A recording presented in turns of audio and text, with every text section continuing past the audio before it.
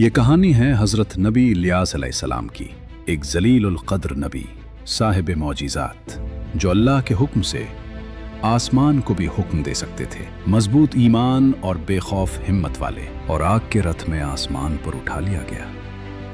ये कोई modern fantasy कहानी नहीं है, ये हज़रत इलियास की हैरत अंगेज जिंदगी है, जिन्हें बाइबल में एलिया के नाम से जाना जाता है। आइए चलते हैं कदीम इसराइल की तरफ, एक ऐसी सरजमीन जो अपना रास्ता खो चुकी थी।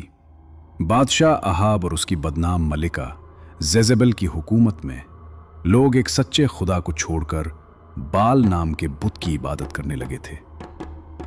यह रूहानी तारीकी का दौर था, लेकिन एक नूर उभरने वाला था। हजरत इलियास, मजबूत ईमान और बेखौफ हिम्मत वाले इंसान, बादशाह अहाब के सामने एक खौफनाक पैगाम लेकर आए। उन्होंने ऐलान किया कि उनकी बुत परस्ती की सजा के तौर पर कई साल तक जमीन पर बारिश या ओस की एक बूंद भी नहीं गिरेगी, सिवाय उनके कहने के। और जैसा उन्होंने कहा, आसमान बंद हो गया। जरखेज खेत मिट्टी बन गए, दरिया सूख गए, और सख्त कहत ने पूरी बादशाहत को जकड़ लिया। लोगों का झूठा खुदा बाल, जिसे वो बारिश और पैदावार का देवता समझते थे, बिल्कुल खामोश और बेबस निकला। ये सूखा एक दर्दनाक सबक था। आसमान और ज़मीन पर इख्तियार सिर्फ सच्चे खुदा का है। जब मुल्क मुसीबत में था, खुदा ने अपने नबी का ख्याल रखा। इलियास को एक सुनसान नाले की तरफ रहनुमाई दी गई, जहां वो पानी पीते थे, और हर सुबह शाम कौवे, जिन्हें अक्सर नापाक समझा जाता है, मौजिज़ाती तौर पर उनके लिए रोटी और गोश्त लाते थे। ये एक ताकतवर निशानी थी कि खुदा सबसे गैर मुतवक्के तरीक़ों से भी रिस्क दे सकता है। जब वो नाला भी सूख गया, खुदा ने इलियास को इज़राइल के बाहर एक शहर ज़ारपत भेजा, एक गरीब बेवा के घर। वो और उसका बेटा भूख से मरने के करीब थे। उनके पास बस थोड़ा आटा और थोड़ा तेल बचा था आखिरी खाने के लिए। लेकिन इलियास ने उससे ईमान का बड़ा इम्तिहान मांगा।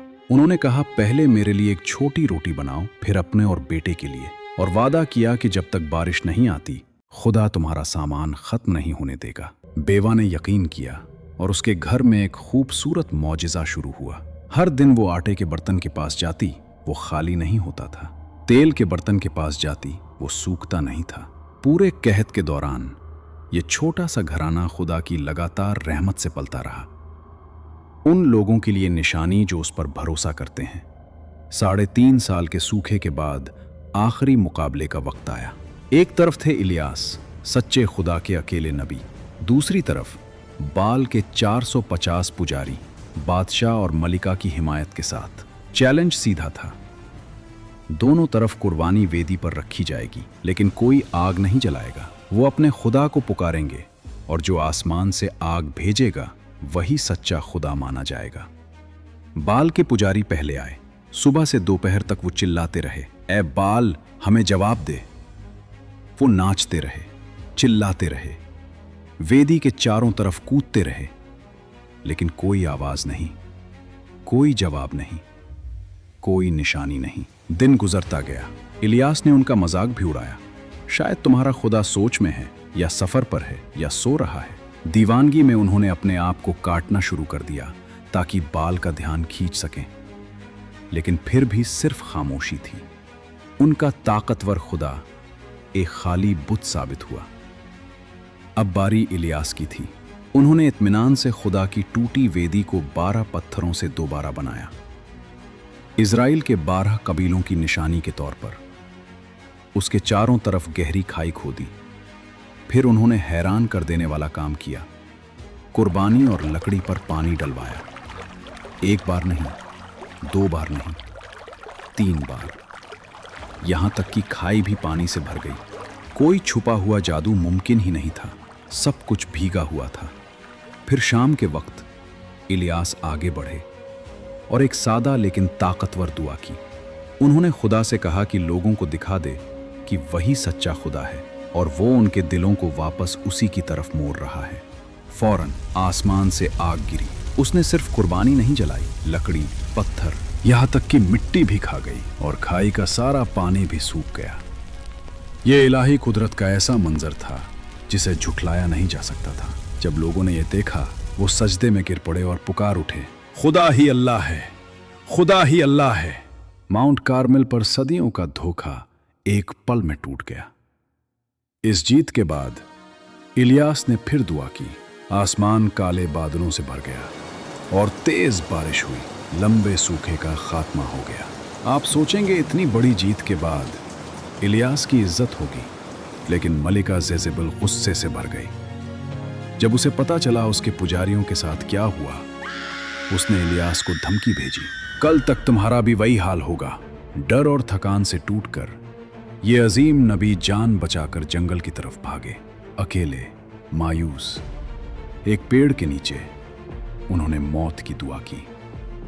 लेकिन खुदा की रहमत अभी बाकी थी। एक फरिश्ता आया, ताज़ा रोटी और पानी दिया और कहा, खाओ, तुम्हें लंबा सफ़र तय करना है। इस इलाही खाने से ताकत पाकर इलियास 40 दिन और 40 रात चलते रहे, यहां तक कि माउंट होरेब पहुंचे, वही पहाड़ जहां हजरत मूसा को 10 हुक्म मिले थे। वहां एक गुफा में पनाह लेकर वो खुदा का इंतजार करने लगे। खुदा ने पूछा, इलियास, तुम यहां क्या कर रहे हो? इलियास ने दिल खोल कर कहा। वो खुद को बिल्कुल अकेला महसूस कर रहे थे। फिर खुदा ने कहा, पहाड़ पर खड़े हो जाओ, मेरी मौजूदगी देखो। एक जबरदस्त हवा चली, पहाड़ टूटने लगे, लेकिन खुदा हवा में नहीं था। फिर ज़लज़ला आया, लेकिन खुदा उसमें नहीं था। फिर आग आई, लेकिन खुदा उसमें भी नहीं था। और फिर एक नरम सी फुसफुसाहट, एक बहुत हल्की आवाज आई। इस खामोश लम्हे में इलियास समझ गए, खुदा की कुदरत हमेशा तूफान और आग में नहीं होती, कभी वो उस खामोश आवाज में होती है जो सीधे दिल से बात करती है। खुदा ने उन्हें तसल्ली दी, तुम अकेले नहीं हो। इजराइल में 7,000 लोग हैं जिन्होंने बाल के आगे सर नहीं झुकाया। उन्हें नया मिशन मिला, नई मंजिल मिली। सफर खत्म नहीं हुआ था। खुदा ने इलियास को हिदायत दी कि अपने बाद आने वाले को मुकर्रर करो, एक जवान आदमी, एलीशा। इलियास ने उसे खेत जोतते पाया और अपनी चादर उस पर डाल दी, एक निशानी। एलीशा समझ गया, घर वालों से विदा ली और इलियास का शागिर्द बन गया। फिर वो वक्त आया जो तारीख के सबसे हैरान कून वाक़ियात में से है। जब वो दोनों साथ चल रहे थे, अचानक आग के घोड़ों वाला आग का रथ आया और दोनों के बीच आ गया, और इलियास बवंडर में आसमान पर उठा लिए गए। एलीशा चिल्लाया, मेरे बाप, मेरे बाप, इज़राइल का रथ और उसके सवार।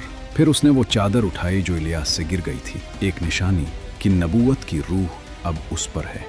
इलियास की विरासत खत्म नहीं हुई, अगली नस्ल तक पहुंची। उनकी जिंदगी ईमान, हिम्मत और खुदा की मौजिज़ाती कुदरत की ताकतवर कहानी है, जो हमें याद दिलाती है कि सबसे अंधेरे वक्त में भी एक इंसान सच के लिए खड़ा हो सकता है। और खुदा की मौजूदगी सिर्फ बड़े करिश्मों में नहीं, बल्कि उस खामोश आवाज़ में भी मिलती है जो हमें रास्ता दिखाती है।